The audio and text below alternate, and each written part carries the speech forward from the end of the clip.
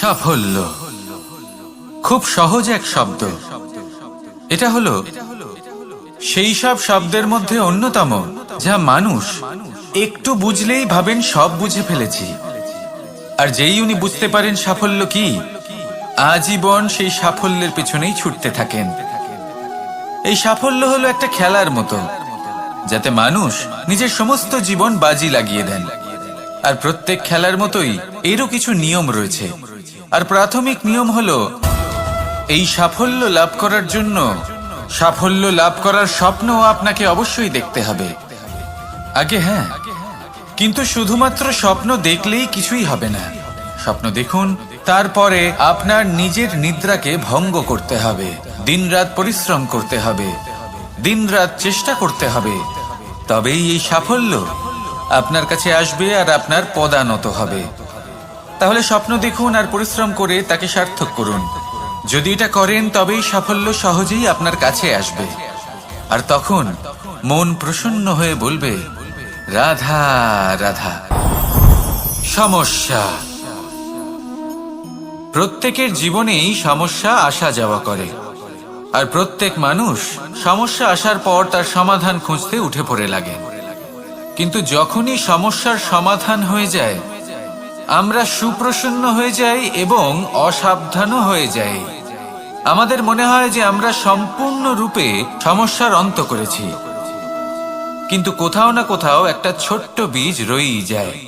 আর সেই বীজ আমাদের অসাবধানতার ছত্রছায়ায় বড় হতে থাকে, আর তারপর মহা সংকট হয়ে আবার আমাদের উপর আক্রমণ করে। এই সংকট যে কোনো রূপে আসতে পারে, কোনো শত্রুর রূপেও আসতে পারে, বা কোনো মহামারীর রূপেও আসতে পারে। সেই জন্য সব সময় সাবধান থাকাই উচিত। কারণ অসাবধান হলে কি হয়, আমাদের সুরক্ষা চক্রে একটা ছেদ উৎপন্ন হয়, আর আমাদের শেষ করতে পারে এমন এক বাণ সেই ছেদ বিন্দু হয়ে আমাদের হৃদয়ে প্রবেশ করতে পারে। তাই যে কোনো সমস্যার সমাধান করুন, জয়ী হন, উৎসবও পালন করুন, কিন্তু সাবধানে থাকবেন। আসুন আর আমার সাথে ভালোবেসে বলুন, রাধা রাধা। আমাদের জীবনে দুই ধরনের সম্পত্তি হয়ে থাকে। এক হলো ভৌতিক সম্পত্তি, এক হলো জৈবিক সম্পত্তি। অর্থ, সম্পদ, সুবিধে, খাদ্য, এই সব ভৌতিক সম্পত্তির মধ্যে পড়ে। ব্যক্তি, মিত্র, পরিবার, আমাদের আপনজন, আত্মীয় স্বজন সব জৈবিক শ্রেণীতে পড়ে। আর প্রত্যেক মানুষের পক্ষে এই বিভাজন বোঝা অত্যন্ত আবশ্যক। কারণ মূলত আমাদের ব্যবহার দুই রকমের হয়ে থাকে, হয় আমরা ভালোবাসি বা আমরা সদ্ব্যবহার করি। আর সব থেকে বড় ভুল আমরা তখন করি যখন আমরা বুঝতেই পারি না যে ভালোবাসবো কাকে আর ব্যবহার করব কাকে। আমরা ভৌতিক সম্পত্তি ভালোবেসে ফেলি আর ব্যবহার করি জৈবিক সম্পত্তিকে, যেখানে এটা অনুচিত। জৈবিক সম্পত্তিকে ভালোবাসুন আর ভৌতিক সম্পত্তিকে ব্যবহার করুন। যেদিন আপনার মধ্যে এই বোধ জাগ্রত হবে যে কাকে ভালোবাসবেন আর কাকে ব্যবহার করবেন, সেই দিন আপনার জীবনে শুধুই শান্তি বিরাজমান হবে। আর তখন এই মন প্রসন্ন হয়ে বলবে, রাধা রাধা। কাল, আজ এবং কাল, আমাদের সমগ্র জীবন এই তিনটির আশেপাশেই ঘুরতে থাকে। আমরা সবসময় বিগত সময়ের বিষয়ে ভাবতে থাকি। অতীতে যদি আমাদের দ্বারা কোনো ভুল হয়, সেই বিষয়ে ভেবে ভেবে আমরা সবসময় অনুতাপ করতে থাকি। এটা উচিত নয়। দেখুন, অতীতের থেকে শিক্ষা লাভ করা অত্যন্ত আবশ্যক, কিন্তু সেই ভুল যাতে আবার না হয় সেই কাজটা কিন্তু আপনাকে বর্তমানেই করতে হবে, তাই না?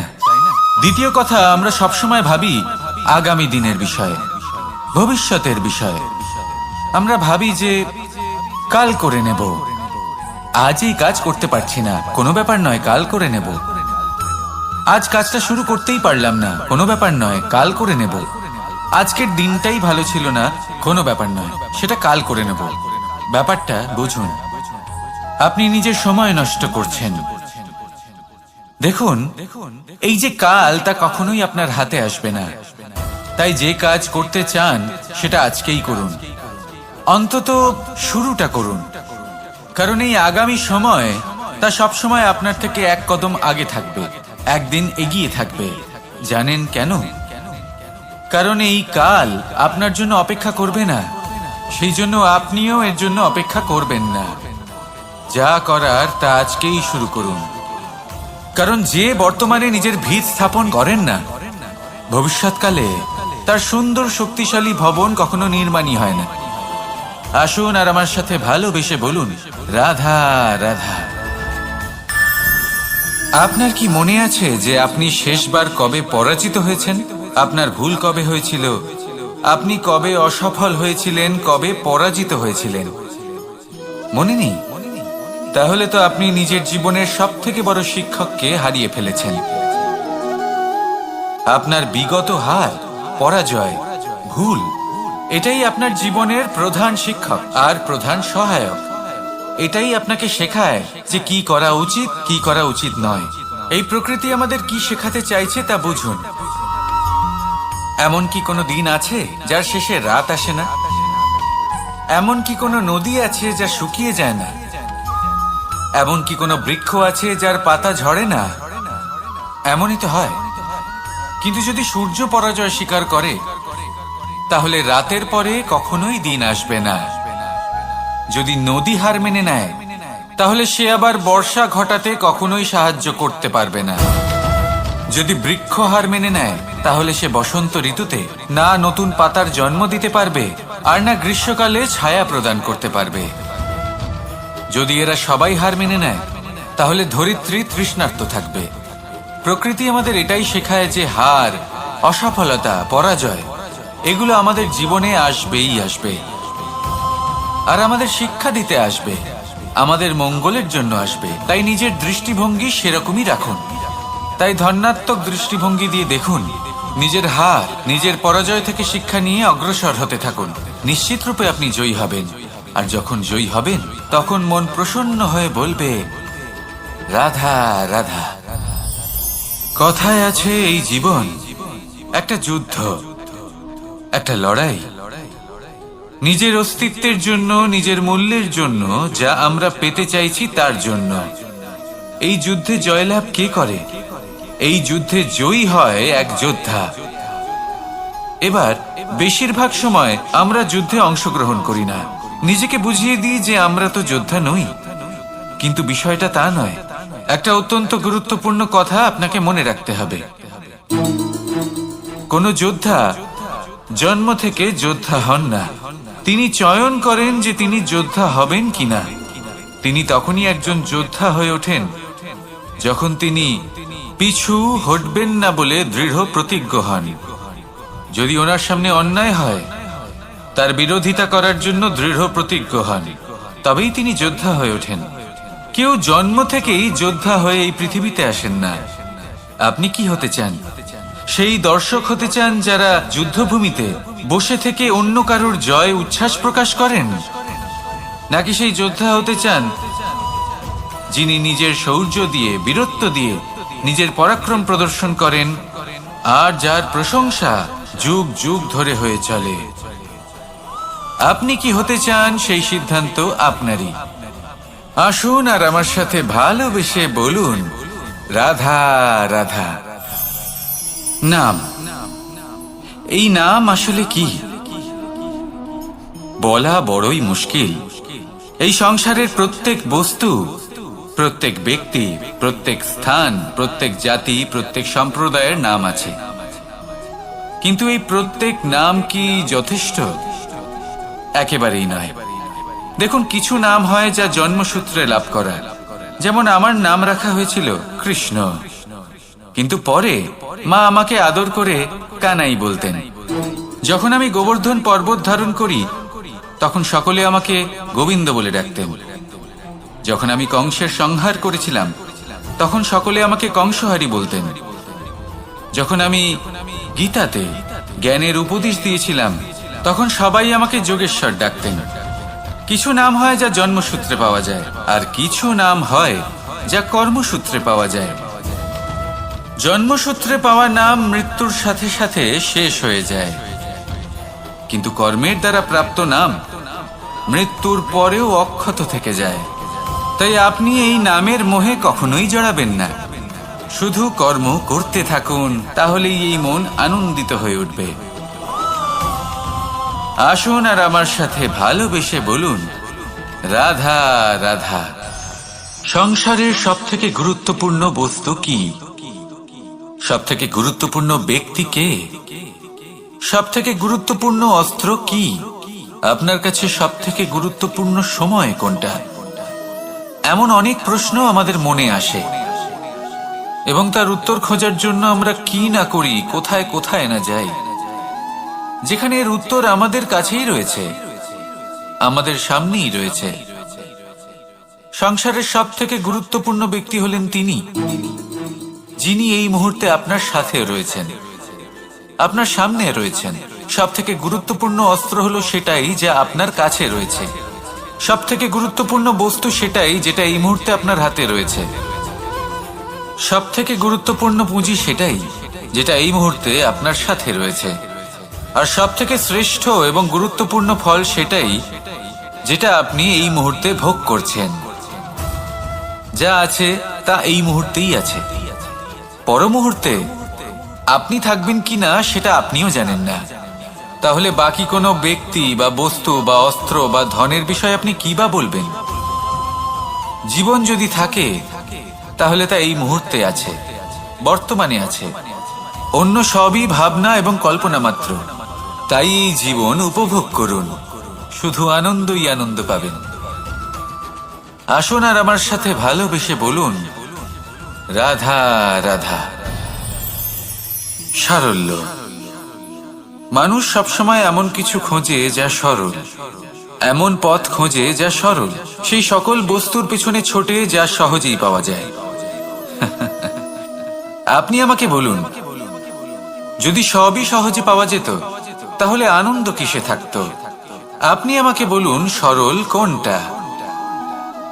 দুঃখ ভোগ করার পর চোখের জল ফেলা, নাকি হাসি মুখে অন্য কাউকে সাহস জোগানো?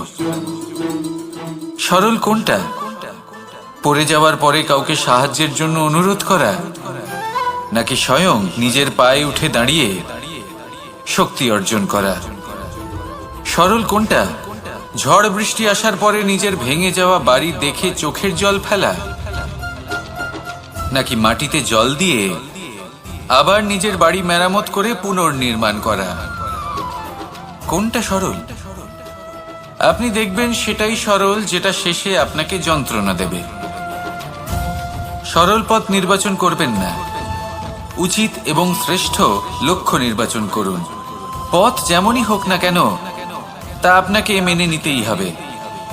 যদি পথ কঠিন হয় তাও ভালো, কারণ যে ব্যক্তি কঠিন পথে চলা শুরু করেন শেষ পর্যন্ত সাফল্যের ফুল তার চরণেই এসে পড়ে।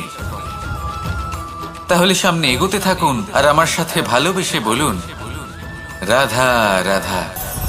জীবনে কখনো না কখনো এই প্রশ্ন আপনার মনে এসেই থাকে যে আমরা আসলে কি, কোথা থেকে এসেছি, সূত্রপাত কোত্থেকে হয়েছে, লক্ষ্যটা কি আর কোথায় পৌঁছতে চাই, আমাদের অস্তিত্ব কি, আর কেন এই জীবন আমরা লাভ করেছি? আসে, বেশিরভাগ মানুষের মনেই এই প্রশ্ন আসে, আর আসাও উচিত। দেখুন, আপনার অধিকার এটা জানা যে আপনি কে। তাই এটা খুঁজতে থাকুন, ভাবতে থাকুন। কিন্তু তার থেকেও বেশি গুরুত্বপূর্ণ কিছু আছে, আপনার কর্তব্য। নিজেকে সঠিকভাবে গড়ে তোলার কর্তব্য, এটাই বেশি গুরুত্বপূর্ণ। এটাই করুন। নিজেকে নির্মাণ করুন, নিজের কর্মগুলিকে, নিজের গুণগুলিকে, নিজের মূল্য নির্মাণ করুন, যা আপনার অস্তিত্বকে আকার দিতে পারে, আপনার পরিচয়কে আকার দিতে পারে, যা আপনাকে আপনার লক্ষ্যে পৌঁছে দিতে পারে, যা আপনাকে আপনার সূত্রপাত দেখাতে পারে, আপনাকে নির্দেশ দিতে পারে। তারপর নিজেকে খোঁজার কোনো অর্থই থাকে না। নিজেকে নির্মাণ করা বেশি গুরুত্বপূর্ণ হয়ে যায়, আর এটাই হলো বেশি গুরুত্বপূর্ণ কাজ। তাই আপনিও এটাই করুন আর আমার সাথে ভালোবেসে বলুন, রাধা রাধা। সংসারের সব থেকে মূল্যবান ধন কি হতে পারে? সেটা কি সেই স্বর্ণ যা দিয়ে অলংকার তৈরি করে আমরা ধারণ করি, নাকি সেই সব হিরে, মুক্ত, রত্ন যা হয় আমরা নিজেদের মুকুটে ধারণ করি বা হাতে আংটি বানিয়ে ধারণ করি, নাকি সেই ধন যার দ্বারা আমরা সংসারে যা চাই তাই কিনতে পারি? এই সব হলো ধন সম্পত্তি, কিন্তু সব থেকে বেশি মূল্যবান কিন্তু এরা নয়। এগুলো যে কেউ আপনার থেকে অনায়াসে কাটতে পারে। কোনো চোর চুরি করে নিতে পারে, কোনো ডাকাত এসে লুট করে নিতে পারে। সংসারের সব থেকে মূল্যবান ধন হলো সেটাই যাকে আমরা জ্ঞান বলে থাকি, যা আপনার থেকে কেউ কেড়ে নিতে পারবে না। কোনো ডাকাত লুট করে নিতে পারবে না, কোনো চোর চুরি করতে পারবে না। কোনো রাজা কর রূপে এমন প্রসন্ন চিত্ত হয়ে বলবে, রাধা রাধা। এমন অনেক মানুষ আছেন এই সংসারে যারা নিজের জীবন নিয়ে অপ্রসন্ন থাকেন আর বলেন যে আমি জীবনে এই কাজ করার সুযোগই পাইনি, ওইটা করার অধিকারই লাভ করিনি আমি। এবার এই শক্তি, এই অধিকারের বিষয়ে যদি কথা বলি, এটা কিভাবে লাভ করা যায়?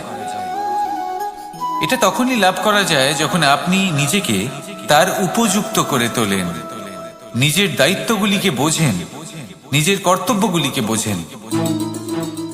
আপনাকে যদি একটা উদাহরণ দিই, আপনি নিশ্চয়ই একটা দেয়াল দেখেছেন। সেখানে সব থেকে নিচে যে ইট থাকে সেটা হলো ভিতের ইট। ভিতের সেই ইটগুলি নিজের কর্তব্য, নিজের দায়িত্বগুলি বোঝে, যে তাকে এক বিশাল দেওয়ালের ভার নিজের কাঁধে বহন করতে হবে। আর যখন সেই ইট এটা বোঝে, তারপরই একটা সুন্দর দেয়াল, একটা সুন্দর ভবন নির্মাণ করা শুরু করা যেতে পারে। যদি কথা বলি এক পিতার, তাহলে একজন পিতা তার পরিবারের প্রতি যে দায়িত্ব এবং যে কর্তব্য রয়েছে, নিজের সন্তানের প্রতি যে কর্তব্য রয়েছে, সেইগুলি বুঝে উঠতে পারেন। সেই দিন থেকেই সেই সন্তানের স্বর্ণময় ভবিষ্যতের অস্তিত্ব স্থাপন হয়ে যায়। যদি আপনি সেই শক্তি চান, অধিকার চান, তাহলে নিজেকে তার যোগ্য করে তুলুন, নিজের দায়িত্বগুলিকে বুঝুন, নিজের কর্তব্যগুলি পালন করুন। এই শক্তি আর অধিকার নিজে থেকেই আপনার কাছে চলে আসবে। আসুন আর আমার সাথে ভালোবেসে বলুন, রাধা রাধা। এই সংসারকে বদলানোর জন্য কিসের প্রয়োজন হয়?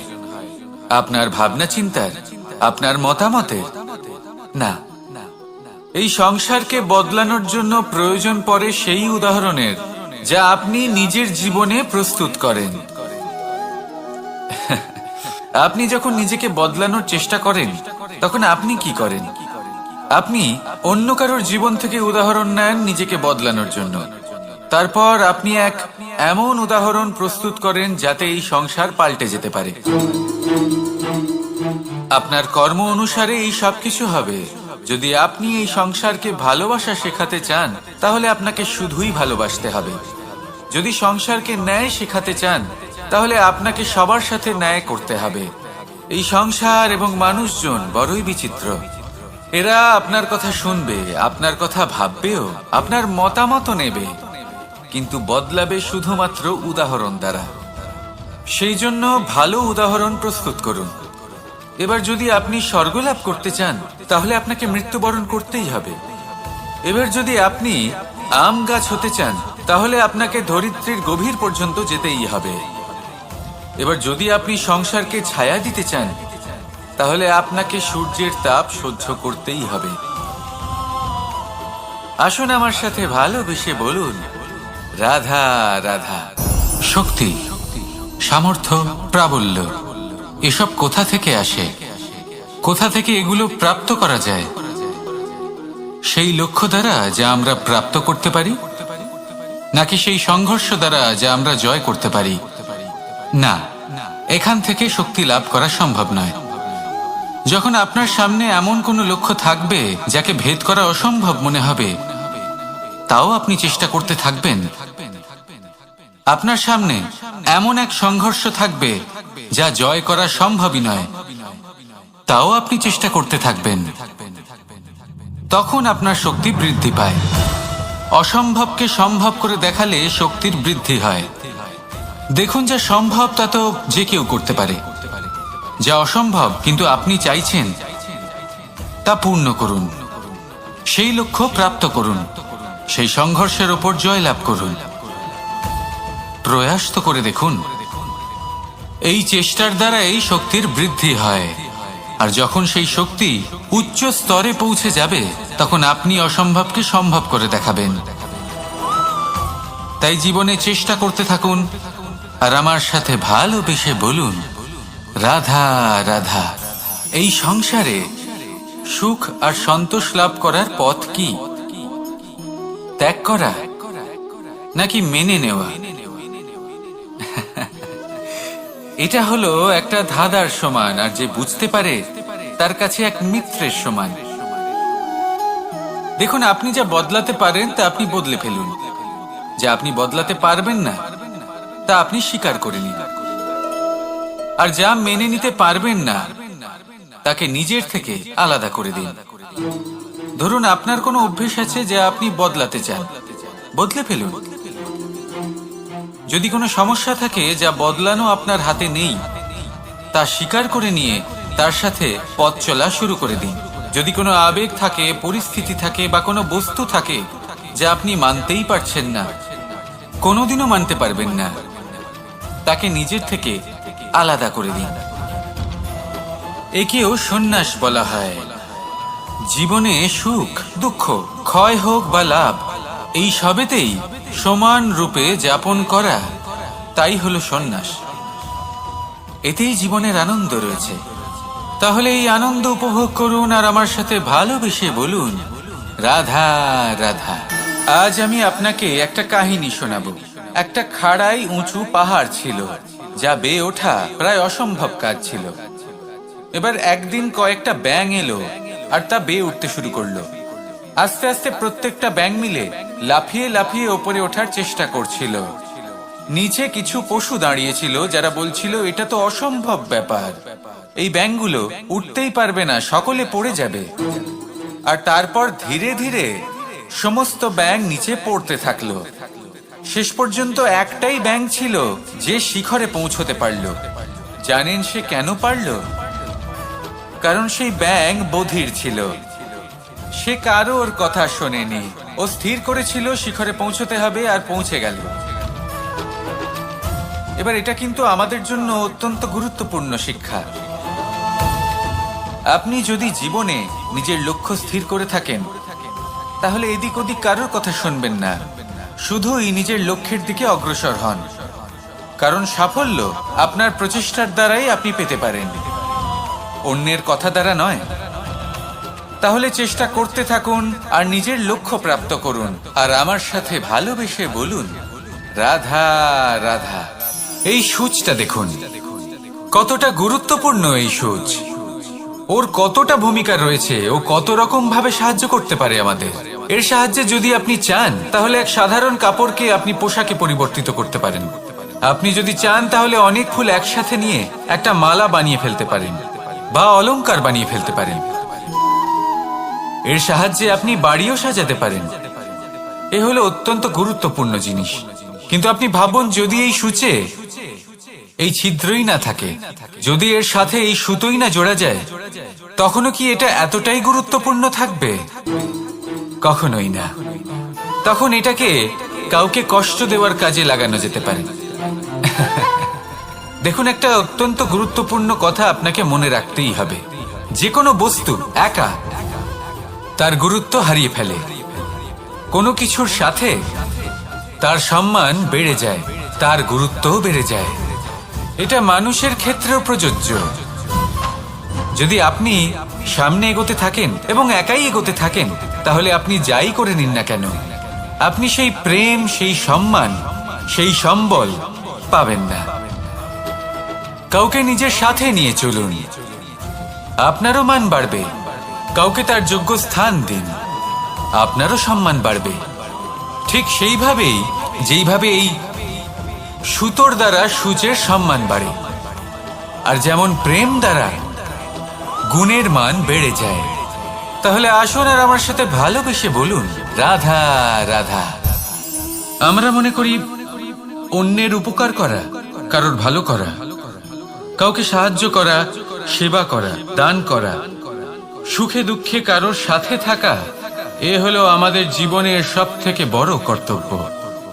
এটাই আসল কর্তব্য। কিন্তু এটা কি সত্যি? না। কর্তব্যের জন্য অনেক সময় মানুষকে অনেক অনেক যন্ত্রণা ভোগ করতে হয়। এমন কিছু কর্তব্য থাকে যা পালনের জন্য মানুষকে এমন কিছু পথ দিয়ে যেতে হয় যেখানে কাঁটা আছে, দুঃখ আছে, যন্ত্রণা আছে, বিপদ আছে। সেটা পার করে তবে ও নিজের কর্তব্যকে পূর্ণ করতে পারে। অন্যের উপকার, ভালো কাজ করা, কাউকে সাহায্য করা, দান করা, সেবা করা, সুখে দুঃখে সঙ্গ দেওয়া, এটা কর্তব্য নয়, এটা হলো আনন্দ। কারণ এতে আপনারই জীবন আরো সুখময় হবে, আপনি আরো সুখ পাবেন, আপনার স্বাস্থ্য আরো ভালো হবে, আপনি জীবনে আরো ভালো ভালো মানুষ পাবেন। আর সব থেকে বেশি যদি এ কিছু বাড়িয়ে তোলে তাহলে তা হলো প্রেম। তাহলে একে কর্তব্য মনে করবেন না, এ হলো শুধুই সেই পথ যাতে অগ্রসর হয়ে আপনি নিজের জীবন অত্যন্ত সুখময় করে তুলতে পারবেন। তাহলে আপনি এটাই করুন আর আমার সাথে ভালোবেসে বলুন, রাধা রাধা।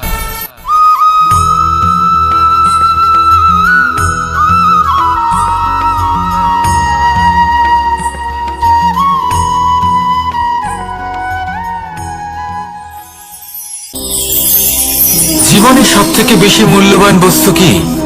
ধন, স্বর্ণ, মাণিক্য, আভূষণ? না, এই সব কিছু মিলিয়েও সময়ের এক মুহূর্তের সামনে মলিন হয়ে পড়ে। এক মুহূর্ত যা এক দরিদ্রকে রাজা করতে পারে, যা এক রাজাকেও দরিদ্র করতে পারে। একটি মুহূর্ত যা আপনার আত্মবিশ্বাসকে পর্বতের শিখরে পৌঁছে দিতে পারে, একটি মুহূর্ত যা আপনার অস্তিত্বকে গভীর সাগরে বিলীন করে দিতে পারে। একটি মুহূর্তের খেলা। সব সময় জীবনে সেই ব্যক্তিকে সম্মান করুন, শ্রদ্ধা করুন, যিনি আপনার জন্য সময় বের করে থাকেন। সব সময় সেই ব্যক্তির প্রতি নিষ্ঠাবান থাকুন, যেই ব্যক্তি খারাপ সময় আপনার পাশে দাঁড়িয়ে থাকে। এই সময় সব থেকে বেশি মূল্যবান। আসুন আমার সাথে ভালোবেসে বলুন, রাধা রাধা। প্রজাপতি দেখেছেন? কি সুন্দর হয়, তাই না? এই প্রজাপতি, ওদের দিকে তাকালে নিজের অজান্তেই নিজের মুখে হাসি ফুটে ওঠে। কিন্তু এই প্রজাপতি জন্ম থেকেই এমন দেখতে হয় না। জন্ম থেকে এদের কাছে ডানা থাকে না, এরা উড়তেও পারে না। যখন একটি প্রজাপতি জন্ম নেয় তখন প্রথমে ডিম অবস্থায় থাকে সে। আস্তে আস্তে সেই কবচ সে ভেঙে ফেলে, খুব পরিশ্রম করতে হয় তাকে। তারপর কীটের আকার ধারণ করে সে চলতে থাকে। অনেক কষ্ট সহ্য করতে হয়, অনেক পরিশ্রম করতে হয়। তারপর তার রূপ বদলে যায়, তারপরে তার ডানা গজায়, তারপরে সে উড়তে পারে। এই নিরন্তর পরিশ্রমই সাফল্যের মূল মন্ত্র হয়। কখনো কখনো প্রতিভাও কম পড়ে যায় যদি নিরন্তর পরিশ্রম না করা হয়, যদি সমর্পণের ভাব মনে না থাকে, দৃঢ় নিষ্ঠা না থাকে। আর কখনো কখনো সেই ব্যক্তি যার মধ্যে বিশেষ প্রতিভা থাকে না, সেই ব্যক্তি নিরন্তর পরিশ্রম করে, নিজের মনে সমর্পণের বোধ জাগিয়ে তোলে, দৃঢ় নিষ্ঠার সাথে কর্ম করে আর সাফল্য লাভ করে। সেই জন্য আপনি জীবনে যেখানেই পৌঁছে যান না কেন, নিরন্তর পরিশ্রম করতে থাকুন। তবেই আপনার ভবিষ্যৎ রঙিন প্রজাপতির মতন গগনচুম্বী হবে। তবেই এই সংসার আপনাকে দেখবে এবং নিজের অজান্তেই এই সংসার নিজের মুখে হাসি ফুটিয়ে তুলবে এবং এই সংসার আমার সাথে ভালোবেসে বলবে, রাধা রাধা। পুরাণে আমরা দেখেছি যে মাতা পিতা কতটা মহান হতে পারেন। কিভাবে শ্রী গণেশ নিজের মাতা পিতাকে পরিক্রমণ করলেন এবং পরম পূজনীয় হয়ে উঠলেন। কিভাবে ভক্ত শ্রবণ নিজের অন্ধ মাতা পিতাকে তীর্থযাত্রায় নিয়ে যাবেন বলে নিজের কাঁধে ওনাদের বসালেন এবং বয়ে নিয়ে গেলেন। এরকম অনেক অমূল্য শিক্ষা আমরা লাভ করে থাকি পুরাণ থেকে। কিন্তু এসব কথা হলো পুরাণের কথা। কথা বলা যাক আমাদের জীবন নিয়ে। আমাদের এই জীবনে আমাদের মাতা পিতা কেন আমাদের কাছে এতটা অমূল্য? কেন আমরা ওনাদের এতটা ভালোবাসি? কেন আমরা ওনাদের এত সম্মান করি? আর কেনই বা ওনাদের এতটা সম্মান করা উচিত? মমতার কারণে। মায়ের মনের এক ধরনের মমতা, পিতারও এক ধরনের মমতা। এই দুইয়ের মমতা ভিন্ন, কিন্তু এনাদের দুজনের মমতার কেন্দ্রবিন্দু হলো এনাদের সন্তান। মাতা মমতার কারণে সকালে তাড়াতাড়ি উঠে পড়েন, খাবার তৈরি করেন, এটা ভাবেন যে আমার সন্তান যেন অভুক্ত না থাকে। অন্যদিকে পিতা ইচ্ছে না থাকা সত্ত্বেও নিজের মমতাবোধের কারণে নিজের সন্তানের প্রতি কঠোর হন, তাকে জ্ঞান প্রদান করেন, শিক্ষা প্রদান করেন, কারণ উনি চান যে ওনার সন্তান যেন পরবর্তীতে উন্নতি করে, কখনো অভুক্ত না থাকে। এটাই হলো মমতা মাতা পিতার। আর এই মমতা সংসারের অন্য কোথাও আপনি পাবেন না। তাই সবসময় নিজের মাতা পিতাকে সম্মান করুন, ওনাদের ভালোবাসুন, যতটা ইচ্ছে ভালোবাসুন। আর এই ভালোবাসার সাথেই বলুন রাধা রাধা। সম্পর্ক হলো আমাদের জীবনের একটি আধার। কিছু সম্পর্ক এমন যা আমরা জন্মসূত্রে লাভ করি, যেমন পরিবার, মা বাবা। কিছু সম্পর্ক আছে যা আমরা জীবনে অর্জন করে থাকি, তা সে প্রেমের হোক, স্নেহের হোক বা বন্ধুত্বের। এই সকল সম্পর্ক লাভ করার বা গড়ে তোলার 5টি ধাপ রয়েছে। প্রথম ধাপ, কোনো ব্যক্তির সাথে আলাপ হওয়া, তার সাথে কথা বলা বা তাকে দেখা। দ্বিতীয় ধাপ, সে ব্যক্তিকে আমাদের ভালো লাগা। তৃতীয় ধাপ, আমাদের এটা চাইতে শুরু করা যে জীবনে এই ব্যক্তি যেন আমাদের বন্ধু হন, আমাদের জীবনে থাকেন, বা আমাদের কাউকে ভালোবেসে ফেলা। আর এটা আমাদের ভাবা বা চাওয়া যে সেই ব্যক্তি যেন আজীবন আমার সাথে থাকেন, আমার জীবনে আমার সাথী হয়ে। চতুর্থ ধাপ, লাভ করা। এবার এই ধাপটি অনেক মানুষের পক্ষেই খুবই সরল হয়, বড়ই সরল ভাবে নিজেদের সঙ্গীকে লাভ করে থাকেন। কিছু মানুষের জন্য এই ধাপ অত্যন্ত কঠিন হয়ে থাকে। অনেক প্রতিকূল পরিস্থিতির উপর জয়লাভ করে তারা সঙ্গীকে লাভ করেন, কিন্তু লাভ অবশ্যই করেন। এরপরে আসে পঞ্চম, অন্তিম এবং সবথেকে গুরুত্বপূর্ণ ধাপ। সেটা হলো সেই সম্পর্ক পালন করা। এটা হলো এমন এক বিষয় যা প্রত্যেক মানুষের শেখা উচিত। যদি ব্যক্তি নিজের জীবনে সম্পর্ক রক্ষা করতে শিখে যান, তবে প্রত্যেক সম্পর্ক তার জীবনকে স্বর্গ করে তুলবে। আসুন আর আমার সাথে ভালোবেসে বলুন রাধা রাধা।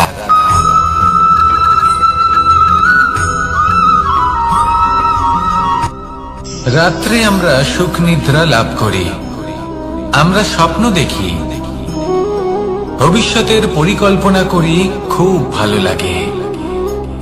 সকালে যখন চোখ খুলি, নিদ্রা ভঙ্গ হয়, স্বপ্ন সেইখানেই ভেঙে যায়। আর তারপর আমরা আমাদের রোজকার জীবন যাপন করি। স্বপ্ন হয়তো মানুষ রাতের বেলায় দেখেন, কিন্তু সেটাকে সার্থক দিনের বেলাতেই করতে হয়। রাতে মধুর বাতাসের নিচে কোমল শয্যায় শুয়ে মাতার গলায় মিষ্টি গান শুনতে শুনতে নিদ্রায় আচ্ছন্ন হওয়া, স্বপ্ন দেখা, ভবিষ্যতের পরিকল্পনা করা বড়ই সরল।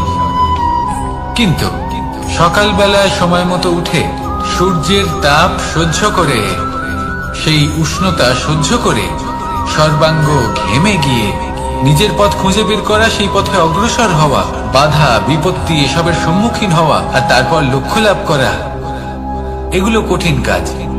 এ হলো অত্যন্ত কঠিন কাজ। যদি আপনি চান যে স্বপ্ন আপনি দেখেছেন তা সত্যি হোক, তাহলে দিনের বেলায় আপনাকে বেরিয়ে কর্ম করতেই হবে, পরিশ্রম করতেই হবে। মনের এই চক্ষু দিয়ে স্বপ্ন দেখা সম্ভব, কিন্তু যদি আপনি বুঝতে পারেন যে এই স্বপ্নই হলো আপনার লক্ষ্য, তাহলে তাকে সার্থক করতে শুধুমাত্র পরিশ্রম দ্বারাই করতে হবে। তাহলে পরিশ্রম করুন আর আমার সাথে ভালোবেসে বলুন রাধা রাধা। মানুষের জীবনে তিনটি গুণ অত্যন্ত প্রয়োজনীয়: শ্রদ্ধা, বিনম্রতা, যোগ্যতা।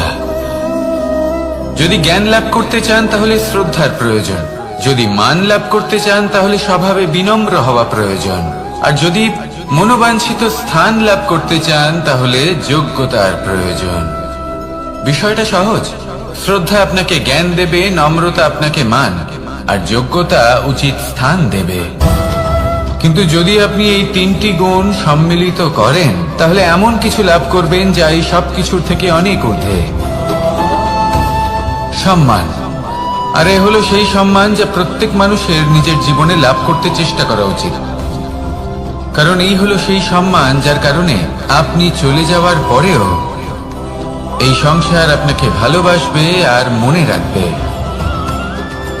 আসুন আমার সাথে ভালোবেসে বলুন, রাধা রাধা। আকাঙ্ক্ষা কখন লোভে পরিণত হয়ে যায় তা কেউ বলতে পারে না। এবার তার পরিণাম কি হতে পারে তাও আমরা কেউ জানি না।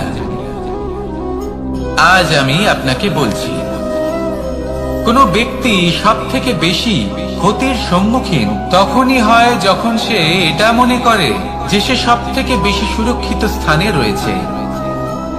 সে ভাবে যে সে সেখানে সুরক্ষিত রয়েছে। সে তখন অসাবধান হয়ে পড়ে, আর তখনই তাকে জীবনের সব থেকে বড় ক্ষতির সম্মুখীন হতে হয়। নিঃস্ব হয়ে যাওয়ার পরিস্থিতি কোনো মানুষের জীবনে তখনই আসে যখন তার কাছে প্রচুর সম্পত্তি থাকে এবং সে তার থেকেও অনেক বেশি সম্পত্তি অর্জন করতে চায়। সেই অনেক বেশি সম্পত্তি অর্জন করার চেষ্টায় সে এমন কিছু করে বসে যার ফলে তাকে সমস্ত সম্পত্তি হারাতে হতে পারে। একজন রচনাকার নিজেই নিজের প্রতিভা একদম শেষ করে দিতে পারে যখন সে অনেকগুলো কাজ নিজের কাঁধে নিয়ে নেয়। একটা গুরুত্বপূর্ণ কথা সবসময় মনে রাখবেন, আজ আপনি যেখানেই থাকুন না কেন, যেমনই যে কোনো স্থানেই থাকুন না কেন, এর পেছনে আপনার আকাঙ্ক্ষার একটা বিশাল ভূমিকা রয়েছে। কিন্তু মনে রাখবেন, আপনাকে শিখতে হবে যে কখন আর কিভাবে নিজের উচ্চাকাঙ্ক্ষাগুলিকে লাগাম পরাতে হবে, কারণ এটা অত্যন্ত আবশ্যক। তাই আসুন আর আমার সাথে ভালোবেসে বলুন, রাধা রাধা। অনেক সময় আমরা জীবনে অনেক মানুষকে এমন বলতে শুনে থাকি যে আমি অসফল হয়েছি কারণ আমার সময় ভালো যাচ্ছিল না। আমি এই জিনিসটা লাভ করতে চাইছিলাম কিন্তু করতে পারলাম না কারণ আমার সময়টা ভালো যাচ্ছিল না। আমি আমার জীবনে ওই মহান কাজটা করতে চাইছিলাম কিন্তু করতে পারলাম না। কেন? কারণ আমার সময়টা ভালো যাচ্ছিল না। কিন্তু যে মুহূর্তে ভালো সময় আমার জীবনে আসবে আমি সব কিছু প্রাপ্ত করব। এমন প্রায় প্রত্যেকেই বলেন।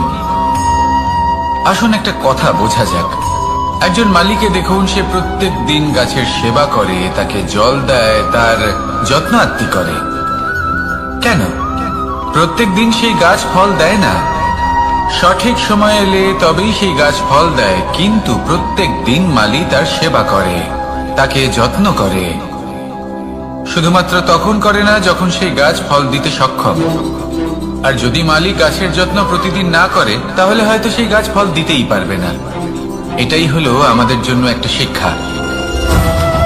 যখন সময় আমাদের জন্য অপেক্ষা করে না তখন আপনি সময়ের জন্য কেন অপেক্ষা করছেন? ভালো সময়ের জন্য অপেক্ষা করবেন না। ভালো এবং শুভ কর্ম দ্বারা ভালো সময়কে নিজের কাছে টেনে আনুন। নিরন্তর কর্ম করুন, পরিশ্রম করতে থাকুন। শুভ সময় আপনা থেকেই আপনার কাছে আসবে। আসুন আমার সাথে ভালোবেসে বলুন, রাধা রাধা। মানুষের এই সংসারে জীবনযাপন করার জন্য কিছু জিনিসের প্রয়োজন পড়ে। এমন কিছু আবেগ, এমন কিছু বস্তু আছে যেগুলো তার প্রয়োজন হয়। কিন্তু সব থেকে বেশি যে জিনিসটা তার প্রয়োজন হয় সেটা হলো সম্মানের। আমাদের ভালো লাগে যখন কেউ আমাদের সম্মান করে। আমরা কাউকে সম্মান করলে তারও সেটা ভালো লাগে। কিন্তু আপনি দেখবেন যে সংসারে বেশিরভাগ মানুষ দুটি মাপদণ্ডের ভিত্তিতে সম্মান করেন, হয় বয়স দেখে করেন বা উপার্জন দেখে, অর্থাৎ সেই ব্যক্তি কতটা উপার্জন করেন। এবার ভেবে দেখুন, এটা আবশ্যক নয় কারোর বয়স যদি বেশি হয় তার বুদ্ধিও ততটাই বেশি হবে। আবশ্যক এটাও নয় যে কোনো ব্যক্তি যদি অত্যন্ত ধনী হন বা তার মনও নির্মল হবে বা তিনি সৎকর্ম করবেন বা এমন কোনো কর্ম করবেন যাতে উনি সম্মান লাভ করতে পারেন। হতে পারে উনি ধনী কিন্তু দুশ্চরিত্র। সেই জন্য বয়স বা উপার্জন দেখে কোনো ব্যক্তিকে সম্মান করবেন না, কর্ম দেখুন। যদি গভীরভাবে ভেবে দেখেন তাহলে দেখবেন যদি কোনো মানুষ কোনো সৎকর্ম করেন তাহলে তার প্রতি হৃদয় থেকে সম্মান জাগ্রত হয়। এটাই হলো সেই সম্মান যা অর্জন করতে হবে। বয়স আজ আছে, কাল আরো বৃদ্ধি পাবে। উপার্জন আজ আছে, কাল সেটা কমে যেতেও পারে। কিন্তু যদি আপনি নিরন্তর শুভকর্ম করতে থাকেন তাহলে আপনি মৃত্যুর পরেও অমর হয়ে থাকবেন। আসুন আমার সাথে ভালোবেসে বলুন, রাধা রাধা। পাপ এবং পুণ্য, এই দুই হলো সংসারের এমন দুই বিন্দু যাকে কেন্দ্র করে এই সংসারের চক্র ঘুরতে থাকে। আমরা যদি কোনো কর্ম বিচার করি হয় পুণ্য নয় পাপের দৃষ্টিভঙ্গি দিয়ে, এটা হয় পুণ্য না হলে পাপ। কিন্তু এই পাপ এবং পুণ্য এই দুই নির্ভর করে প্রত্যেক মানুষের উপর, তার চিন্তাধারা, তার পরিস্থিতির উপর। ধরুন এমন একজন মানুষ যিনি অনেক দিন ধরে বনে পথ হারিয়েছেন, অনেক দিন হয়তো উনি কোনো খাবার খাননি। এবার এমন পরিস্থিতি চলে এসছে যে এবার যদি উনি খাবার না খান তাহলে হয়তো জীবিতই থাকবেন না।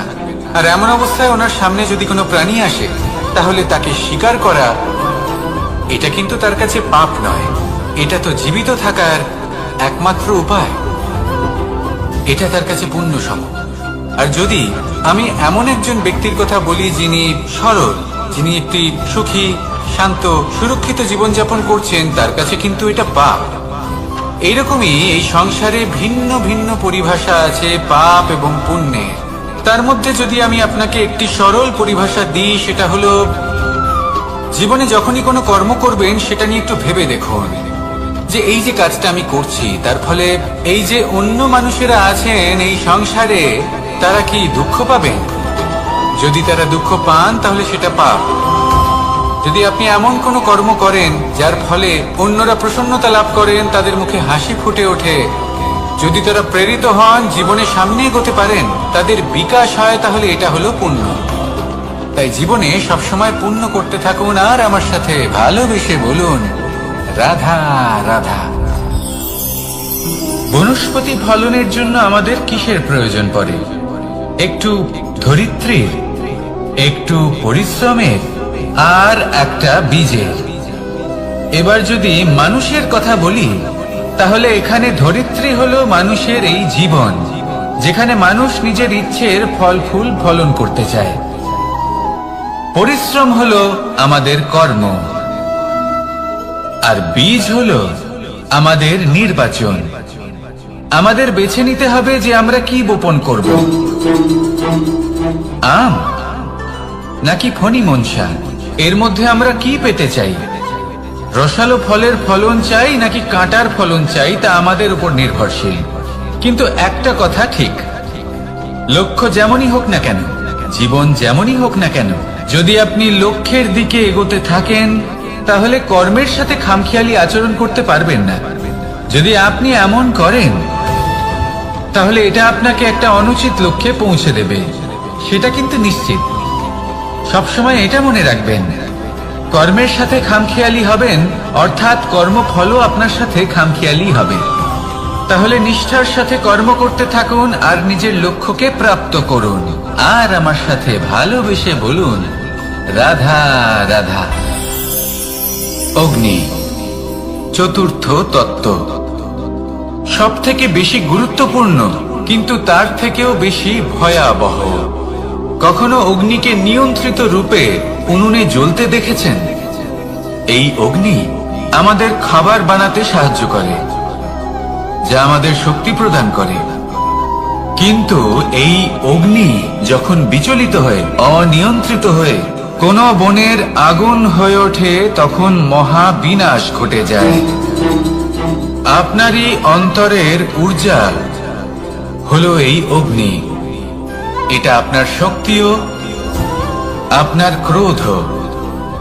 একে ব্যবহার কিভাবে করবেন তা আপনারই হাতে। যদি কোনো ব্যক্তি নিজের অন্তরের এই ঊর্জাকে ব্যবহার করেন শক্তির রূপে, তাহলে সে বিকাশ ঘটাতে পারে, নির্মাণ ঘটাতে পারে। কিন্তু যদি কোনো ব্যক্তি তার অন্তরের ঊর্জাকে বিধ্বংসী অস্ত্র বানিয়ে ফেলেন, তাহলে নিশ্চিত রূপে মহা বিনাশ ঘটতে পারে, যাতে বিনাশ তারও অবশ্যই হবে। অনেক বছর পূর্বে এমনই এক আগুনের দ্বারা এই সুন্দর পৃথিবীর নির্মাণ হয়েছিল। আর অনেক বছর পূর্বে এমন এক আগুনেই সমস্ত জীব এবং সংসার বিলুপ্ত হয়ে গেছিল। এবার আপনি আপনার অন্তরের ঊর্জা দ্বারা বিনাশ ঘটাতে চান নাকি নির্মাণ ঘটাতে চান, সেই সিদ্ধান্ত আপনারই। আসুন আমার সাথে ভালোবেসে বলুন, রাধা রাধা। কখনো কখনো এমন হয় আমরা আমাদের বাড়ির উঠোনে বীজ বপন করি, আর তা বিকশিত হয় একটা সুন্দর বৃক্ষে। তার শাখাগুলি প্রতিবেশীর বাড়ি পর্যন্ত পৌঁছায়। ফলের বর্ষণ প্রতিবেশীর বাড়িতেও হয়ে থাকে। আর আমরা ভাবি গাছ আমরা উৎপন্ন করব আর ফল খাবেন আপনারা। এই কেমন কথা হলো? আপনাকে এই কথা বুঝতে হবে যে এসব হলো ভৌতিক বস্তু, সাংসারিক বস্তু। কখনো নিজের বাড়ির বাগানে ভালোবাসার গাছ বপন করে দেখুন। তার শাখাও প্রতিবেশীর বাড়ি পর্যন্ত পৌঁছবে, ফলের বর্ষণ সেখানেও হবে। কিন্তু সেই ফল চাইতে আপনাকে যেতে হবে না, সেই ফল দ্বিগুণ মাত্রায় আবার আপনার কাছেই ফিরে আসবে। তাই নিজের বাড়িতে আর নিজের মনে ভালোবাসার গাছ উৎপন্ন করুন। এই জীবন প্রসন্ন হয়ে বলবে, রাধা রাধা। অ দিয়ে অন্ত, আ দিয়ে আরম্ভ। এই দুইয়েরই রাশি সমান। যদি আপনি মন দিয়ে দেখেন তবে দেখবেন এদের সম্পর্ক খুবই নিবিড়। কিভাবে? যখন কোনো কিছু শুরু হয় এটা নিশ্চিত হয়ে যায় যে তা সমাপ্তও হবে। আরম্ভই যদি না হয় তার সমাপ্তও হবে না। যা আরম্ভ হয়েছে তার সমাপ্তি হলো অবশ্যম্ভাবী। এটাই হলো প্রকৃতির নিয়ম, একে এড়ানো যায় না। এবার এই কথা আমরা সকলে জানি। এবার মানুষ কি ভাবে যে সমাপ্তির পরে কি হতে পারে, এর উত্তর তাদের কাছে নেই। তাদের উচিত অন্য কোনো বিষয় ভাবা যা বেশি গুরুত্বপূর্ণ।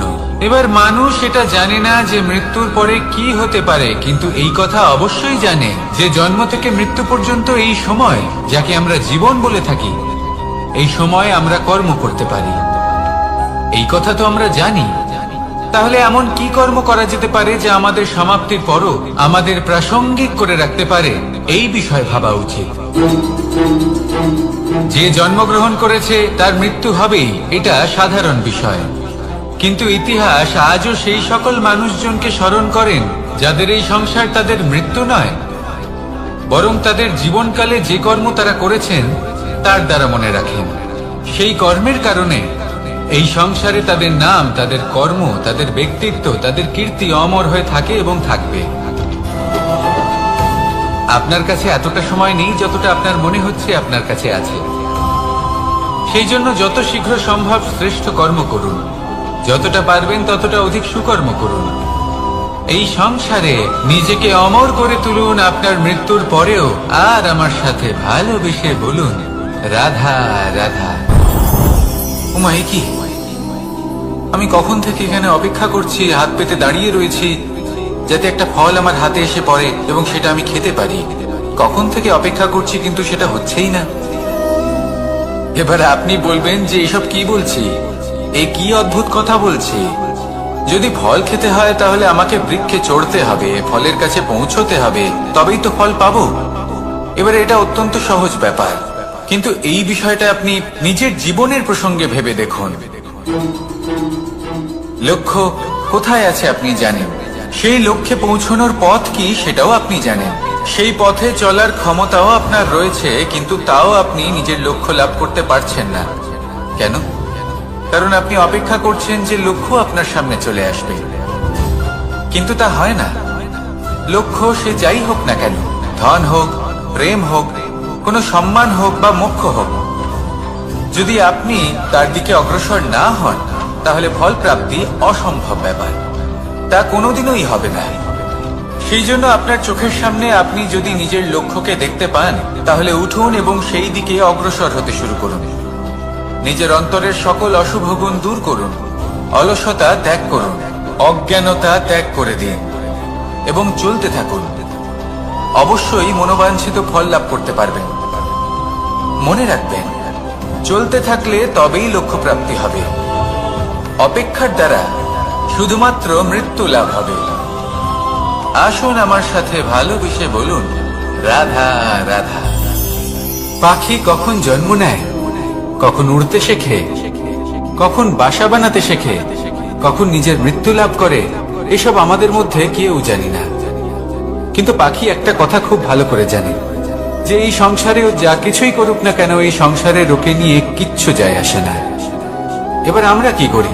কোনো কাজ করার আগে আমরা এটা ভাবি যে এই সংসার যদি আমাকে দেখে ফেলে তাহলে কে জানে এই সংসার কি ভাববে, আমার প্রতিচ্ছবি কেমন তৈরি হবে কে জানে, কে জানে কি হবে আদি ইত্যাদি। এই সব ভাবনায় আমরা মগ্ন হয়ে যাই। কিছুটা এমন ভাবে মগ্ন হই যে বর্তমানের কর্মের এই জীবনের যাত্রাপথে সেই সময়ের আনন্দ উপভোগ করতে ভুলে যাই। এবার দেখুন একটা পাখি কি করে, ওর কর্ম হলো গান গেয়ে চলা। ওই পাখি গেয়ে চলে, কেউ ওর গান শুনুক বা না শুনুক, কেউ আদৌ শুনছে কিনা সেই বিষয়টা নিয়ে সেই পাখির কিছুই যায় আসে না। সেই পাখি নিজের কর্ম করতে থাকে। হয়তো সেই জন্যই আপনি কখনো কোনো পাখিকে কাঁদতে দেখবেন না। এরকমই আপনাকে নিজেকে গড়ে তুলতে হবে। প্রথমে নিজেকে জিজ্ঞেস করুন, এই যে কর্ম আমি করতে চলেছি সেটা কি উচিত? যদি আপনার মনে হয় সেটা উচিত তাহলে সেটা প্রমাণ করুন। এটা ভাববেন না যে এই সংসার কি ভাববে। আসুন আর আমার সাথে ভালোবেসে বলুন, বনের মধ্যে যদি আপনি কোনো বিষাক্ত সাপ দেখেন তাহলে কি করবেন? আপনি তখনই তার থেকে দূরে পালাতে চেষ্টা করবেন। আর এটা কেন করবেন? নিজের রক্ষার্থে। এই কথা আমি নয় মেনে নিলাম, কিন্তু নিজের জীবনে এটা করেন না কেন? আপনি যেখানেই যান, যে স্থানেই যান না কেন, প্রত্যেক সময় প্রত্যেক মুহূর্তে এমন বিষাক্ত সাপ আপনি অবশ্যই খুঁজে পাবেন। আর সেই সাপ নয় যাদের আপনি বনে খুঁজে পাবেন, এরা হলো সেই সাপ যা আপনাকে পাপ করতে বাধ্য করবে। আপনার অন্তরের বাসনা, ক্রোধ, অহংকার, লোভ, ঈর্ষা এদের বৃদ্ধি ঘটাবে। দেখুন, বনের এই সাপ আপনাকে একবার ছেড়ে দিতেও পারে, ছোবল নাও মারতে পারে, কিন্তু এই যে পাপরূপী সাপ আছে তা অবশ্যই ছোবল মারবে। কর্ম যদি করেন তাহলে অবশ্যই ফল পাবেন। সেই জন্য যখনই কোথাও যাবেন, যদি এমন কাউকে দেখেন, যদি এমন কিছু দেখেন যে আপনাকে পাপ করতে বাধ্য করছে, তাহলে সেই মুহূর্তে সেখান থেকে পালিয়ে যান। যেমন বনের সাপ দেখে আপনি পালাতে থাকেন। সৎকর্মের রক্ষা অত্যন্ত আবশ্যক। আসুন আর আমার সাথে ভালোবেসে বলুন, রাধা রাধা। যদি কোনো সিংহ বানরের মতো গাছে চড়তে চেষ্টা করে তাহলে কি হবে? একটা মাছ যদি মাটিতে হাঁটতে চেষ্টা করে তাহলে কি হবে? তারা বিফলই হবে। কিন্তু এরকম কেন হয়? তার কারণ হলো প্রকৃতির রচনা কিছুটা এরকম। এখানে প্রত্যেকটি ব্যক্তিকে, প্রত্যেকটি প্রাণীকে আলাদা আলাদা গুণের অধিকারী করা হয়েছে এবং সকলকে একটা সীমাও প্রদান করা হয়েছে। এবার এই যে বৃক্ষ, পশু, পাখি, এদের মধ্যে সেই ক্ষমতাই নেই যে এরা নিজেদের যাচাই করতে পারবে, নিজেদের সীমাগুলো বুঝতে পারবে, নিজেদের সদ্গুণগুলো চিনতে পারবে। এরা সেটা করতে পারবে না। কিন্তু মানুষ তো আলাদা। মানুষের কাছে সেই বিশেষ শক্তি আছে যে তারা পূর্ণরূপে নিজেদের যাচাই করতে পারবে, নিজেকে পূর্ণরূপে বুঝতে পারবে, নিজের দোষ, নিজের অপগুণ, নিজের সদ্গুণ, নিজেদের সীমাগুলো তারা বুঝতে পারবে। আর এটা অত্যন্ত গুরুত্বপূর্ণ। কথায় আছে যে যদি সাফল্য লাভ করতে হয় তাহলে নিজেকে যাচাই করে নিতে হবে। তাই নিজেকে যাচাই করুন, নিজের সাথে পরিচিত হয়ে যান এবং জীবনে কর্ম করতে থাকুন। সাফল্যের শিখরে অবশ্যই পৌঁছে যাবেন। আর ওখানে যদি যান তাহলে এই মন প্রসন্ন হয়ে অবশ্যই বলবে, রাধা রাধা। অন্ধকারাচ্ছন্ন রাত্রি যদি এসে থাকে তাহলে আলোকিত প্রকাশ নিয়ে সূর্যও অবশ্যই আসে। রোগ যদি এসে থাকে তাহলে তার ওষুধও অবশ্যই আসে। সমস্যা যদি আসে তাহলে সেই সমস্যার সমাধানও নিজে থেকেই আমাদের কাছে চলেই আসে। এই সংসার, এই জীবনের শুধুমাত্র একটাই নিয়ম আছে, আর তা হলো এটাই, এই সংসার হলো একটা চক্রের মতো। এতে শাশ্বত বলে কিছু নেই, নিত্য বলে কিছু নেই, আর যা কিছুই রয়েছে সব বদলাতে চলেছে। যদি আপনার জীবনে দুঃখ থাকে, সমস্যা থাকে, যদি আপনি বিপদ দ্বারা আচ্ছন্ন, তাহলে মনে রাখবেন সবকিছু বদলে যেতে চলেছে। দুঃখের সময় কাঁদবেন না, মনকে আরো দুঃখী করে তুলবেন না, কারণ এখানে যা কিছুই এসেছে তা যাওয়ার জন্যই এসেছে। তাহলে এত চিন্তা কিসের? আনন্দ সহকারে জীবন যাপন করুন, আর আমার সাথে ভালোবেসে বলুন রাধা রাধা।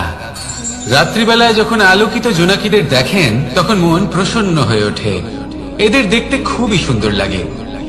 আর এমন ঠিক কেন হয়? প্রথম হলো এটাই যে রাতের বেলায় চতুর্দিক অন্ধকারাচ্ছন্ন থাকে। এমত অবস্থায় যদি আমরা কোথাও একটু প্রকাশ দেখি তাহলে সেটাই আশার কিরণের ন্যায় মনে হয়। সেই প্রকাশই আমাদের মন প্রসন্ন করে তোলে। আর সেই জন্য যে সকল মানুষ রাতের বেলায় কোনো জোনাকি দেখতে পান তারা প্রসন্ন হয়ে যান। এবার কখনো কখনো জীবনে আমাদের মনে হয় যে চতুর্দিকে শুধুমাত্র অন্ধকারই হয়ে আছে। প্রত্যেকেরই তা কখনো মনে হয়। আর তখনই আমাদের নিরাশ হলে চলবে না, আমাদের দুঃখী হলে চলবে না। সেই সময় আমাদের খুঁজতে হবে নিজেদের আশেপাশে, চতুর্দিকে, আর কোথাও না কোথাও আমরা প্রকাশ অবশ্যই দেখতে পাবো। আশার একটা কিরণ অবশ্যই দেখতে পাবো। কেউ এমন একটা কর্ম করেন যেটা দেখে আমরা প্রেরিত হয়ে যাই। আর এমন কোন কর্ম যদি আপনারা করেন তাহলে সেই কর্ম আপনার মনকে প্রসন্ন ভাব, আনন্দ এবং ভালোবাসা দ্বারা ভরিয়ে তুলবে। আপনার অন্তরে সেই অন্ধকারের অন্ত করবে, দুঃখেরও অন্ত করবে। আর এই মন প্রসন্ন ভাব নিয়ে বলবে রাধা রাধা। মনুষ্য জীবনের সব থেকে বেশি গুরুত্বপূর্ণ বিষয় হলো মনের একাগ্রতা। এই সংসারের যে কটি মহান কার্য সম্পাদন হয়েছে তা হলো মনের এই একাগ্রতার একমাত্র ফল। আপনি অবশ্যই দেখে থাকবেন অনেক ছোট বড় নদী যা বয়ে চলে তাদের সামনে একটা বাঁধ নির্মাণ করা হয় সেই সব নদীর জল সঞ্চয় করতে। বাঁধ হয়ে গেলে প্রয়োজন মতো বা মনের ইচ্ছে মতো তাকে ব্যবহার করা সম্ভব। এবার এটাই আমাদের মনের সাথেও সম্ভব। আমাদের মনের একাগ্রতা আজকের দিনে দাঁড়িয়ে বিভিন্ন ধরনের বিকার, ক্রীড়া এবং ভোগের মধ্যে ভাগ হয়ে গেছে। একে একত্রিত করতে হবে, একটা বাঁধ নির্মাণ করতে হবে, কর্মের বাঁধ। আপনাকে শুধু এটাই করতে হবে, যেটা উচিত কর্ম সেটাই করুন, যেটা অনুচিত কর্ম সেটা করা থেকে নিজেকে বিরত রাখুন। ব্যাস, এই কাজটাই আপনি করতে থাকুন, করতে থাকুন। মনের মধ্যে একাগ্রতার বাঁধ নির্মাণ করুন। আর একবার যদি তা নির্মাণ হয়ে যায় তাহলে যখন চাইবেন, যেখানে চাইবেন, যতটা চাইবেন একাগ্রতা প্রয়োগ করতে পারবেন। আর একবার যদি আপনি এটা শিখে যান তাহলে এই সংসারকে বদলে ফেলার মতো কাজ আপনি করতে পারবেন, সমাজকে শুধরাবার মতো কাজ করতে পারবেন। তাহলে এই মনকে একাগ্র করুন আর আমার সাথে ভালোবেসে বলুন রাধা রাধা।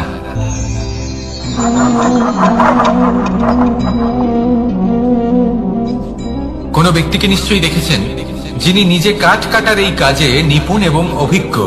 এবার আপনারা দেখবেন যে তার মনোযোগ সমস্ত কাঠের ওপর থাকে না, তার মনোযোগ থাকে শুধুমাত্র একটা কাঠের ছোট্ট একটি অংশের উপর, যেখান থেকে তার টুকরো করা হচ্ছে। কিন্তু সেটা উনি কেন করেন? যদি এটা উনি না করেন তাহলে সেই কাঠ সঠিক পদ্ধতি এবং তাড়াতাড়ি কাটা যাবে না। জীবনেও তাই হয়ে থাকে। আপনি হয়তো কোনো লক্ষ্য স্থির করেছেন বা পথ নির্বাচন করেছেন বা কাজ স্থির করেছেন যেটা আপনি করেই ছাড়বেন। তাহলে নিজের সম্পূর্ণ মনোযোগ শুধুমাত্র তার উপর কেন্দ্রীভূত করুন। যদি আপনার মন এদিক ওদিক তাকাতে থাকে, অস্থির হয়ে পড়ে, বিচলিত হয়ে পড়ে, যদি তা হয়ে থাকে তাহলে আপনি অবশ্যই অসফল হবেন। তাই কর্মঠ থাকুন, নিরন্তর কর্ম করতে থাকুন এবং পূর্ণ মনোযোগ দিয়ে নিজের কাজ করুন। নিজের পথে অগ্রসর হন বা নিজের লক্ষ্য প্রাপ্ত করতে চেষ্টা করুন। তারপর দেখুন কি হয়, কিভাবে উচিত পথে এবং তীব্র গতিতে আপনার লক্ষ্য আপনার কাছেই পৌঁছে যায়। আর আপনার এই মন প্রসন্ন হয়ে বলে রাধা রাধা। কখনো কোনো নদীকে দেখেছেন? একই আকার, একই স্থান, শুধু প্রবাহিত হতে থাকে। এর মধ্যে কখনো কোনো অপদ্রব্য ফেলে দেখুন, দেখবেন সেটা বেশিক্ষণ সেখানে থাকে না। সেটা নদীর সাথে বইতে থাকে আর বয়ে যেতে যেতে সাগরে সমাহিত হয়ে যায়, আর শেষ পর্যন্ত সাগর সেটাকে তটে ফেলে দেয়। কিছুটা এমন হওয়া উচিত আমাদের বিচারধারাও। এক স্থানে তা স্থগিত হওয়া উচিত নয়, এটা সবসময় প্রবাহমান হওয়া উচিত। তবেই আমাদের চেতনা, আমাদের মূল্যবোধ এবং আমাদের স্মৃতি এই তিনটি শ্রেষ্ঠ থাকবে। আর এটাই হলো পুকুর এবং নদীর মধ্যে পার্থক্য। নদীতে জল সবসময় বয়ে চলে, সেই জন্য পবিত্র থাকে, শুদ্ধ থাকে এবং পরিষ্কার থাকে। আর সেখানে এই পুকুরের তলদেশে সব জমা হতে থাকে, আর সেই জন্য তা অপবিত্র হয়ে যায়। তাই সবসময় এই বিচারধারা প্রবাহমান রাখুন। যদি মনে কোনো ভাবনা চলে আসে, সেখানেই থেকে যায় এবং বিদ্যে থাকে, তাহলে তা বের করে দিন। তাকেও বয়ে যেতে দিন, এবং তার যা উত্তর হবে তা সময়ের সাথে আপনার সামনেই চলে আসবে। শুধুই নদীর মতো প্রবাহমান হন আর আমার সাথে ভালোবেসে বলুন, রাধা রাধা। এই সংসারে সাফল্য লাভ করার জন্য জ্ঞানের প্রয়োজন হয়, পরিশ্রমের প্রয়োজন হয়, দৃঢ় নিষ্ঠার প্রয়োজন হয়, নিরন্তর চেষ্টা করা প্রয়োজনীয়। কিন্তু আরো কিছু আছে যা অত্যন্ত প্রয়োজনীয় এবং গুরুত্বপূর্ণ। তা হলো ভালো বন্ধু। তাদের থাকা অত্যন্ত প্রয়োজনীয়। যদি ভালো বন্ধু থাকে, তাহলে সময় এলে তারা ঢাল হয়ে আপনাকে সুরক্ষা করবেন। সময় এলে অস্ত্রের মতো শত্রুকে সংহারও করবেন। যদি তিনি জ্ঞানী হন, তাদের মধ্যে সদ্গুণ থাকে, তাহলে এই সব গুণ আপনার মধ্যেও প্রবেশ করবে। তাহলে সাফল্যের জন্য ভালো বন্ধু পাওয়া অত্যন্ত প্রয়োজনীয়। কিন্তু শুধু বন্ধু কেন, ভালো শত্রুও থাকা প্রয়োজনীয়। এবার আপনি ভাববেন, আমি কি বললাম? যদি আপনার জীবনেও ভালো অর্থাৎ শক্তিশালী শত্রু থাকে, তাহলে আপনিও শক্তিশালী হতে থাকবেন। এই শত্রু আপনাকে প্রেরিত করবে আরো বেশি শক্তিশালী হয়ে ওঠার। কখনো কোনো হরিণকে দেখুন, তীব্র গতিতে দৌড়তে থাকে। কেন তীব্র গতিতে দৌড়ে? এই কারণে নয় যে কোথাও তার জন্য মধুর ঘাস অপেক্ষা করে রয়েছে, না। সে এই কারণে তীব্র গতিতে দৌড়য় কারণ সেটা না করলে তার পেছনে একটি সিংহ আছে যে ওকে নিজের ভোজন করে ফেলবে। তাই জীবনে বিপদ, সংকট, এই সবকিছুও হলো অত্যন্ত গুরুত্বপূর্ণ। তার সম্মুখীন হতে শিখুন আর আমার সাথে ভালোবেসে বলুন, রাধা রাধা। আমরা সবাই ফল খাই, কিন্তু আমাদের সেই ফলই প্রিয় হয় যে পরিপক্ক হয়ে ওঠে, যেটা নম্র হয়, আর যে ফল অনেক বেশি মিষ্টি আর সুস্বাদু হয়ে থাকে, যাদের রঙে বাহার দেখা যায়। সেইভাবে জীবনে আমরা নানান মানুষের সাথে পরিচিত হই, কিন্তু সেই মানুষই আমাদের মন ছুঁয়ে যায় যারা বিনম্র স্বভাবের, যাদের বাণী খুব মধুর, যাদের অন্তরে আত্মবিশ্বাসের একটা তেজ, একটা রং দেখা যায়। এবার এমন ব্যক্তি আমরা কি করে হব? ঠিক সেইভাবেই যেমন একটা ফল রোদ, বর্ষা, শীত, বায়ু এই সকল সংকটময় পরিস্থিতির সম্মুখীন হয়ে পরিপক্ক হয়ে ওঠে, সেইভাবেই মানুষ সংকটময় পরিস্থিতির সম্মুখীন হয়ে পরিপক্ক হয়ে ওঠেন। যদি এই সংকটের সম্মুখীন হন, তাহলে অভিজ্ঞ হবেন, আর এই অভিজ্ঞতাই শিক্ষা দিয়ে যাবে। এই অভিজ্ঞতা আমাদের শিখিয়ে দেয় যে আমাদের বিনম্র থাকতে হবে। অহংকার করে কোনো লাভ নেই। মধুর বাণীর যে কি মূল্য তা আমরা শিখতে পারি। এই অভিজ্ঞতাই আমাদের বুঝিয়ে দেয় যে উচিত অনুচিত কোনটা, আমাদের দৃষ্টিভঙ্গি তৈরি করে, আর এই দৃষ্টিভঙ্গি দ্বারা আত্মবিশ্বাস জাগ্রত হয়। সেই জন্য জীবনে কখনো বিপদ থেকে দূরে পালাবেন না, সেগুলোর সম্মুখীন হন, অভিজ্ঞতা লাভ করুন, তার থেকে শিক্ষা লাভ করুন, এইভাবেই পরিপক্ক হবেন। আসুন আমার সাথে ভালোবেসে বলুন, রাধা রাধা। ধন সঞ্চয় করা সম্ভব, আর সেই জন্য ধন সব থেকে বেশি মূল্যবান সম্পত্তি নয়।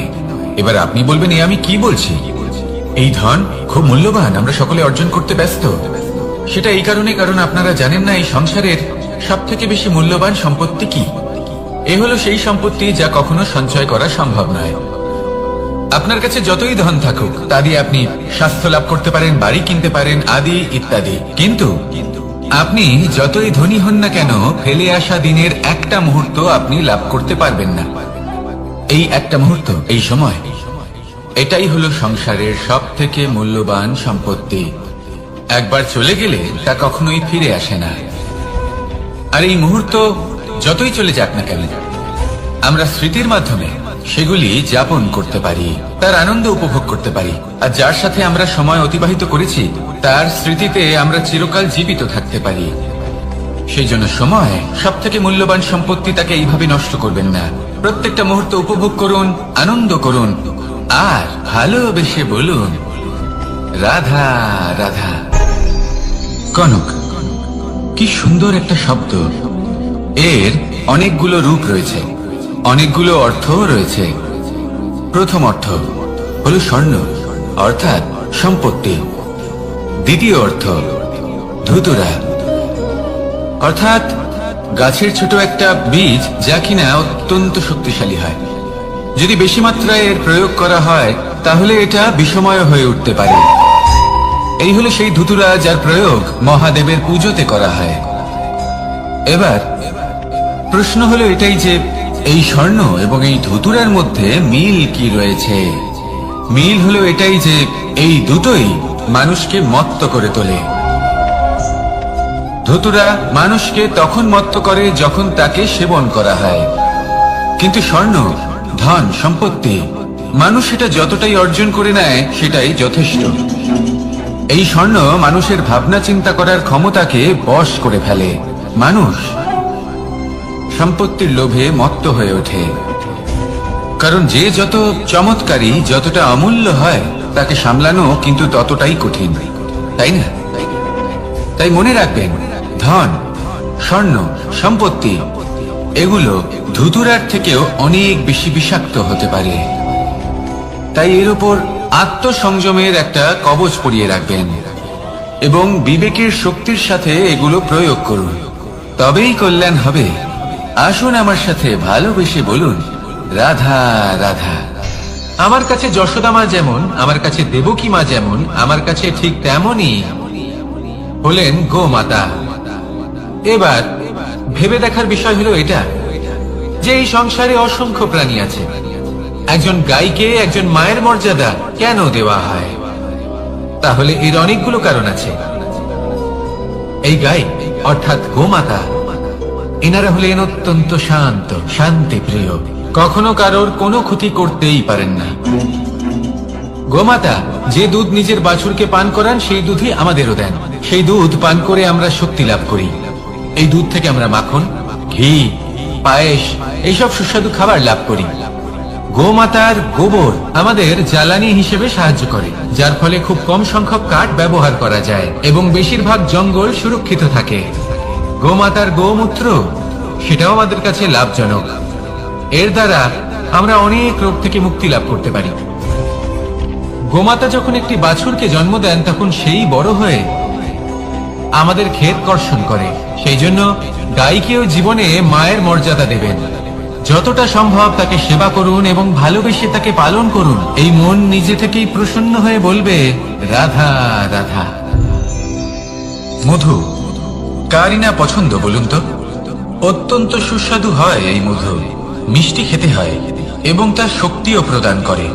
এবং প্রত্যেকটি মিষ্টি পদার্থের মতোই এতেও খুব তাড়াতাড়ি পিঁপড়ে ধরে যায়। অন্যদিকে যদি নুনকে দেখি তাহলে বছরের পর বছর রাখলেও এতে পিঁপড়ে ধরে না। এবার যদি কথা বলি বন্ধুত্বের, তাহলে বন্ধুত্ব নুনের মতো হওয়া উচিত, মধুর মতো নয়। যারা সামনে এলে শুধুমাত্র মধুর মধুর কথা বলবে, পরে এতে পিঁপড়ে ধরে যাবে, এটা নুনের মতো হওয়া উচিত। প্রকৃত বন্ধু হলো সে যে সময় এলে পরে আপনার সামনে আপনার প্রকৃত সত্য তুলে ধরবে, তা সে যতই কঠিন হোক না কেন। আপনার দোষ, আপনার অপগুণ, আপনার খামতি আপনাকে বলতে পারবে, যাতে আপনি সেগুলো শুনে মেনে নিয়ে তারপর নিজেকে শুধরোতে পারেন। এটাই হলো প্রকৃত বন্ধুত্ব। কখনো নিজের জীবনের আশেপাশে মন দিয়ে দেখবেন, অনেক সময় এমন মানুষ থাকেন, অনেক বন্ধু থাকেন যাদের দেখে আমাদের মনে হয় যে এনারা খুব কঠোর, এনাদের কথা খুব কটু। কিন্তু বেশিরভাগ এমন মানুষের মনটা যদি বুঝতে পারেন তাহলে দেখবেন তাতে কোনো মালিন্য নেই। এনাদের মন অত্যন্ত পবিত্র হয়। যদি আপনার জীবনেও এমন কোনো ব্যক্তি থেকে থাকে, এমন বন্ধু থাকে, তাহলে তাদের আগলে রাখুন আর আমার সাথে ভালোবেসে বলুন, রাধা রাধা। যতক্ষণ আমরা এই সংসারে জীবিত ততক্ষণ আমাদের সাথে সবকিছু থাকে। আমাদের ধন, সুখ স্বাচ্ছন্দ্য, আমাদের মিত্রগণ, আমাদের পরিবার, এই সমাজ, এই সবকিছু আমাদের সাথে থাকে। যেদিন আমরা এই সংসারকে ত্যাগ করব, এদের মধ্যে কেউ আমাদের সাথে যাবে না, না ধন, না স্বাচ্ছন্দ্য, না সম্পত্তি। এই সকল মানুষ, এই সমাজ, এরা শুধুমাত্রই শ্মশান পর্যন্ত আমাদের সাথে থাকতে পারবেন। তারপরে যদি আমাদের সাথে কিছু যেতে পারে তাহলে তা শুধুই আমাদের ধর্ম। আর এই সংসারে আমরা নিজেদের যে সুনাম রেখে যাই সেটা সম্ভব শুধুমাত্র কর্মের দ্বারা। সেই জন্য সংসারে যতদিন পর্যন্ত জীবিত আছেন, যদি কিছু অর্জন করতে চান তাহলে ধর্ম অর্জন করুন, ধর্মের বিষয়ে স্পষ্টতা অর্জন করুন এবং কর্ম অর্জন করুন। এটাই হবে আপনার অতীত এবং এটাই হবে আপনার ভবিষ্যৎ, এবং এটাই সকলকে প্রেরণা প্রদান করবে। আসুন আমার সাথে ভালোবেসে বলুন, রাধা রাধা। এই পরিবার হলো আমাদের জীবনের একটা অমূল্য সম্পদ, অমূল্য এক আশ্রয়, যা এই সংসারে হয়তো কোথাও আপনি পাবেন না। তাই একে আগলে রাখুন। পরিবার সেই গাছ। আসুন আমার সাথে ভালোবেসে বলুন, আর সেই গাছ। আসুন আমার সাথে ভালোবেসে বলুন, রাধা রাধা। অনেক সময় আমরা জীবনে অনেক মানুষকে এমন বলতে শুনে থাকি যে আমি অসফল হয়েছি কারণ আমার সময় ভালো যাচ্ছিল না। আমি এই জিনিসটা লাভ করতে চাইছিলাম কিন্তু করতে পারলাম না কারণ আমার সময়টা ভালো যাচ্ছিল না। আমি আমার জীবনে ওই মহান কাজটা করতে চাইছিলাম কিন্তু করতে পারলাম না। কেন? কারণ আমার সময়টা ভালো যাচ্ছিল না। কিন্তু যে মুহূর্তে ভালো সময় আমার জীবনে আসবে, আমি সব কিছু প্রাপ্ত করব। এমন প্রায় প্রত্যেকেই বলেন। আসুন একটা কথা বোঝা যাক। একজন মালিকে দেখুন, সে প্রত্যেক দিন গাছের সেবা করে, তাকে জল দেয়, তার যত্ন আত্তি করে। কেন? প্রত্যেক দিন সেই গাছ ফল দেয় না। সঠিক সময় এলে তবেই সেই গাছ ফল দেয়, কিন্তু প্রত্যেক দিন মালি তার সেবা করে, তাকে যত্ন করে। শুধুমাত্র তখন করে না যখন সেই গাছ ফল দিতে সক্ষম। আর যদি মালি গাছের যত্ন প্রতিদিন না করে, তাহলে হয়তো সেই গাছ ফল দিতেই পারবে না। এটাই হলো আমাদের জন্য একটা শিক্ষা। যখন সময় আমাদের জন্য অপেক্ষা করে না, তখন আপনি সময়ের জন্য কেন অপেক্ষা করছেন? ভালো সময়ের জন্য অপেক্ষা করবেন না। ভালো এবং শুভ কর্ম দ্বারা ভালো সময়কে নিজের কাছে টেনে আনুন। নিরন্তর কর্ম করুন, পরিশ্রম করতে থাকুন। শুভ সময় আপনা থেকেই আপনার কাছে আসবে। আসুন আমার সাথে ভালোবেসে বলুন, রাধা রাধা।